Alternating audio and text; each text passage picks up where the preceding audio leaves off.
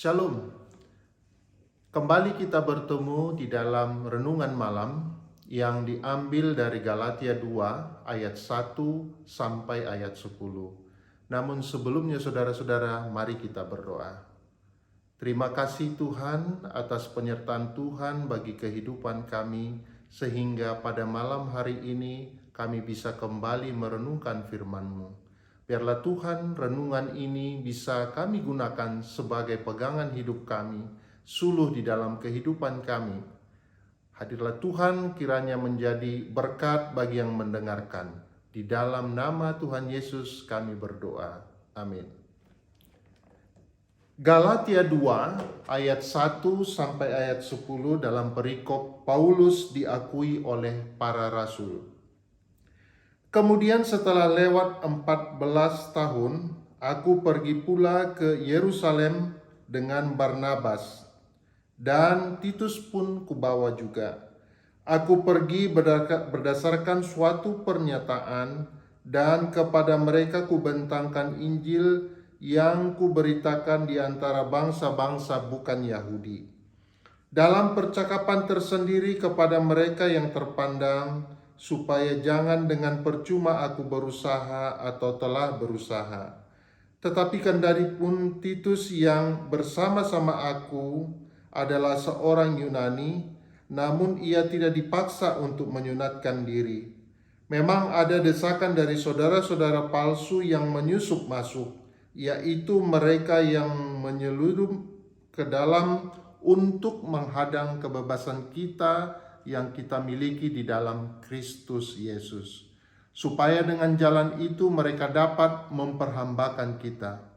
Tetapi sesaat pun kami tidak mau mundur dan tunduk kepada mereka, agar kebenaran Injil dapat tinggal tetap pada kamu. Dan mengenai mereka yang dianggap terpandang itu, bagaimana kedudukan mereka dahulu, itu tidak penting bagiku. Sebab Allah tidak memandang muka. Bagaimanapun juga mereka yang terpandang itu tidak memaksakan sesuatu yang lain kepadaku. Tetapi sebaliknya, setelah mereka melihat bahwa kepadaku telah dipercayakan pemberitaan Injil untuk orang-orang tak bersunat, sama seperti kepada Petrus untuk orang-orang bersunat. Karena ia yang telah memberitakan kepadaku kekuatan, karena ia yang telah memberikan kekuatan kepada Petrus untuk menjadi rasul bagi orang-orang bersunat, ia yang telah memberikan kekuatan kepadaku untuk orang-orang yang tidak bersunat. Dan setelah melihat kasih karunia yang dianugerahkan kepadaku, maka Yakobus, Kefas, dan Yohanes yang dipandang sebagai soko guru jemaat berjabat tangan dengan aku dan dengan Barnabas sebagai tanda persekutuan, supaya kami pergi kepada orang-orang yang tidak bersunat dan mereka kepada orang-orang yang bersunat. Hanya kami harus tetap mengingat orang-orang miskin, dan memang itulah yang sungguh-sungguh kuusahakan melakukannya. Demikian firman Tuhan. Saudara-saudara terkasih di dalam Tuhan kita Yesus Kristus, perikop malam hari ini berjudul Beritakan Injil kepada semua orang. Cara Paulus menyampaikan dirinya berbeda dengan surat-surat lainnya. Kali ini ia menjelaskan kekhususan posisi kerasulannya. Ia menjadi rasul bukan karena manusia, melainkan oleh karena Yesus Kristus dan Allah Bapa. Pada Galatia 2 ayat 4 tadi, ini menjawab pertanyaan yang menantang dan yang mempermasalahkan kerasulannya oleh orang-orang yang disebut sebagai saudara-saudara palsu yang menurutnya adalah penganut agama Yahudi. Mereka mengajari ajaran-ajaran sesat kepada umat Kristen di Galatia, seperti meliputi daerah Antioquia, Pisidia, Ikoinium, Listra, dan daerah Derbe. yang menjadi penerima surat Galatia. Dalam ajaran saudara-saudara palsu ini, mereka percaya bahwa orang non-Yahudi harus disunat, dan sunat berhubungan langsung dengan keselamatan manusia.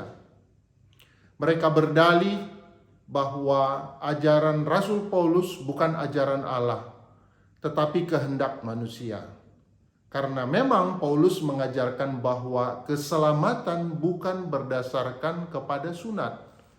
Orang tidak perlu disunat untuk percaya kepada Kristus. Itu poinnya, saudara-saudara. Oleh karena itu, secara umum dalam surat kepada Galatia, Paulus pertama-tama menegaskan bahwa kerasulannya dia terima dari Tuhan, bukan dari manusia.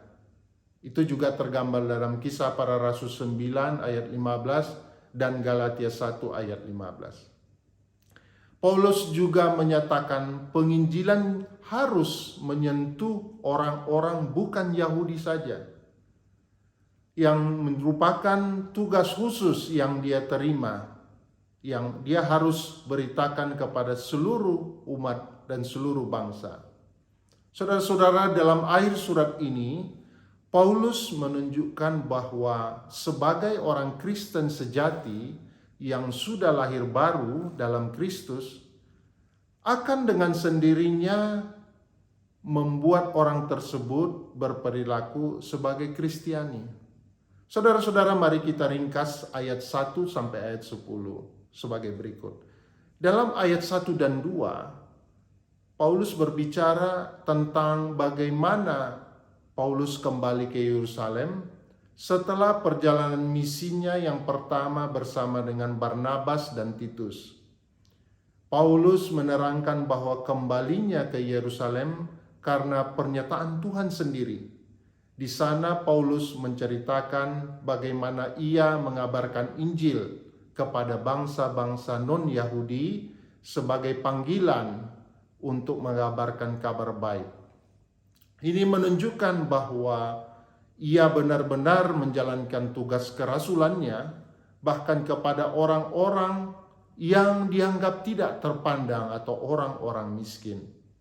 Kemudian saudara-saudara, pada ayat 3 dan 5, Paulus menyatakan bahwa peraturan sunat tidak lagi diperlukan bagi orang yang telah bersatu dengan Kristus. Contohnya Titus, yang pergi bersama dengan Paulus saat itu. Ia seorang Yunani, akan tetapi dia tidak dipaksa untuk disunat. Karena bagi Paulus, orang-orang yang mengikuti Kristus tidak perlu disunat. Orang-orang yang mengikuti Kristus akan mengembalikan keadaannya seperti semula, yaitu tidak lagi menjadi hamba atau berada dalam ikatan Taurat seperti ketika mereka saat itu harus disunat lagi. Tetapi keadaan pengikut Kristus sehabis Kristus mati di kayu salib bukan lagi sebagai hamba, tetapi menjadi orang-orang merdeka yang dimerdekakan oleh kasih karunia, bukan oleh perbuatan dan juga bukan oleh Taurat.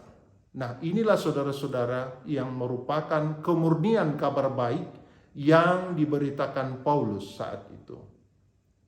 Kemudian saudara-saudara, pada ayat 6 sampai ayat 10, prinsip penginjilan yang dilakukan oleh Paulus saat dihadapkan dengan orang-orang terpandang. Paulus meyakini bahwa Allah tidak memandang muka. Baginya mengabarkan Injil adalah tanggung jawab kepada Tuhan, yang sejak semula memilih dia, bukan dipilih oleh manusia. Dan oleh karenanya Paulus bertanggung jawab kepada Tuhan, bukan kepada manusia. Sehingga para murid-murid sendiri mengakui karunia kerasulan yang dimiliki oleh Paulus dalam memberitakan Injil kepada orang-orang non-Yahudi, sama seperti karunia Petrus yang menginjili orang-orang Yahudi. Sehingga saudara-saudara, dalam bacaan ini, Yakobus, Kefas, dan Yohanes berjabat tangan dengan Paulus dan Barnabas sebagai tanda persekutuan, persahabatan, dan tanda kesepakatan dan saling meneguhkan dalam memberitakan Injil masing-masing. Paulus memberitakan Injil kepada orang-orang non-Yahudi dan mereka bertiga memberitahukan kepada orang-orang Yahudi. Dan pada ayat ke-10, saudara-saudara, mereka sepakat untuk mengingatkan pelayanan terhadap orang-orang miskin. Artinya, penginjilan harus mencakup pelayanan diakonia, yakni membantu orang-orang berkekurangan. Itu juga bagian dari kabar baik, saudara-saudara. Kita terpanggil sebagai warga gereja harus senantiasa menjalankan misi mengabarkan Injil kemanapun, bagaimanapun, dan kepada siapapun. Dalam 2 Timotius 4 ayat 2 dikatakan, beritakanlah firman, siap sedialah baik atau tidak baik waktunya.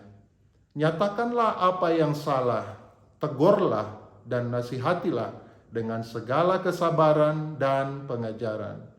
Siap sedia kabarkan Injil di dalam menyatakan apa yang salah dengan teguran dan nasihat, tetap bersabar dalam penuh pengajaran. Kabarkan Injil kemanapun, satu hal yang penting. Ini berarti kita tidak pilih-pilih tempat. Karena jika Tuhan yang mengutus, maka Tuhan juga yang mengurus kita.